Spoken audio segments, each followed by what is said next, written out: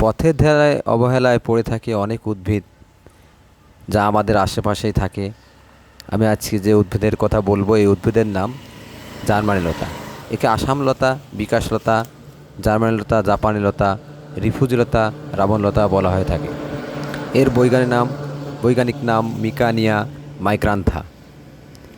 এই উদ্ভিদের রস কাটা স্থানে লাগালে রক্ত বন্ধ হয়, গ্যাস্ট্রিক সমস্যায় অত্যন্ত সমাধান করে। প্রতিদিন 1 লিটার পানিতে 5 থেকে 6টা পাতার রস পানিতে গুলিয়ে খেলে গ্যাস্ট্রিকের সমস্যার সমাধান হয়ে থাকে। এরকম 1 মাস খেতে হবে।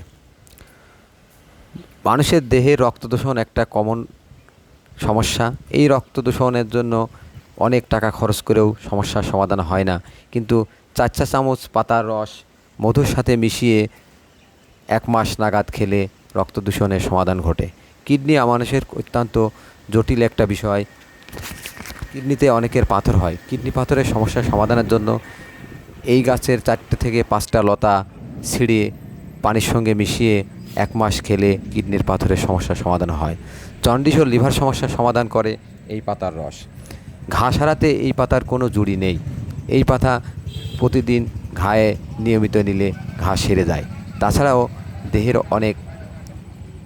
দেহের চুলকানি ও চামড়ার সমস্যা দূর করতে এই পাতার রসের জুড়ি নেই। তাই আমাদের দেশে অনেক অবহেলিত গাছ থাকে, যেগুলো দেখে আমরা অবহেলা করি।